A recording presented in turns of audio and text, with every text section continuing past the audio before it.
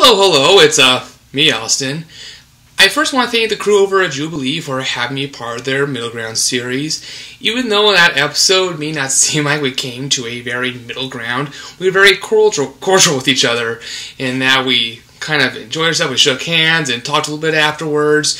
So it may not seem like it on the video because, of course, the death penalty is a very contentious argument that those of us on both pro and against of a much higher caliber talk to each other, and even they can't get to a middle ground. So, but the concept is very good, and even some of their previous episodes, you could see some middle ground was brought, and that is the whole purpose. You can't have every episode be everyone comes to a middle ground, but good concept. Thank you, Jubilee.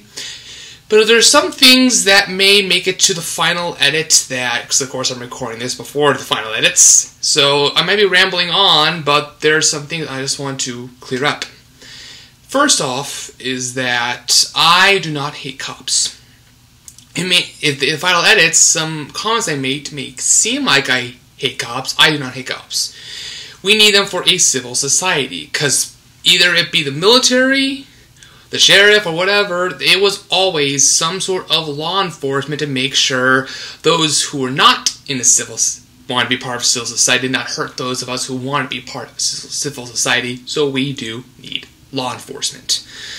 But if you read the articles online, YouTube videos, even cops themselves will admit to you that sometimes they themselves will let other cops off, or they themselves will just flash their badge, they'll get off parking tickets, speeding tickets, and other such minor infractions, where us, the regular Joe, have to pay $400, $500, $600 ticket, and when you don't make a whole bunch of money, that could be a big leech out of your pocketbook.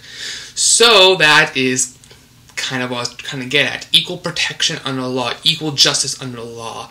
Kind of heard this one lawyer one time said that sometimes, I think it was a lawyer or a politician, I forgot who it was, but sometimes justice isn't blind, sometimes she peeks under that veil. So that's what I was kind of getting at. They're not equal protection. Another thing is that some people might think I am a charlatan. Is that people might think that I'm actually for a death penalty and I join the against to make the against look bad. That's only because there is a stereotype that it's only the lefties who believe in the death penalty. But I am a libertarian / classical liberal in the sense that I do not believe such power should be vested in a centralized authority. And it is just bad for society to have such power up at the top. People say, well, it's a punishment for the bad people. Why not life in prison? Because most people, if you look at a list of the mass murderers, most of them stay behind bars if they're given a life sentence. The one exception, in which that's one of the very few people I believe actually deserved the death penalty, was Ted Bundy. I think I might have thrown his name out during the discussion, but that was just for people, for a name people just hear as someone who was a crazy killer. But Ted Bundy, I do believe, and he did deserve the death penalty, is that he showed he was not staying in prison. He initially was arrested for rape, I think rape and later possible murder. He escaped. Luckily, he was caught a few days later.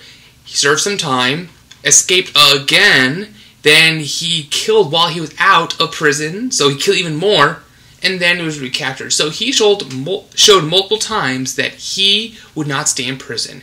He would leave and did show he would and did kill. So he was still a clear and present danger to society. And that's why he had to be killed. Because there's no other way. Most of the people, like I said before, most of the people who get life sentences for horrendous crimes stay in prison. So that's what it should be. It is not the government's job to kill someone who's no longer a threat to society.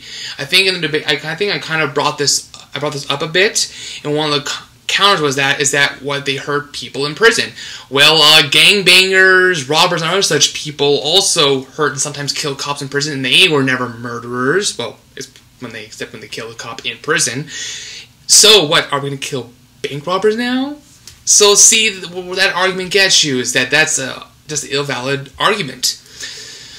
So, and also, people might see me going like this a few times, is that I'm about to say something and someone just shouts it right out. Is that I'm not doing it because I'm really weak, is that I kind of like John Stossel. That's one of the few people I actually liked on Fox, is that because he would actually let the other side talk. He wasn't no Michael Moore, he was no Sean Hannity, who just shouted and drowned out the opposition. That is not how I believe discussion should happen. And that's the one critique I should have for middle ground, is that people should actually have a allotted time.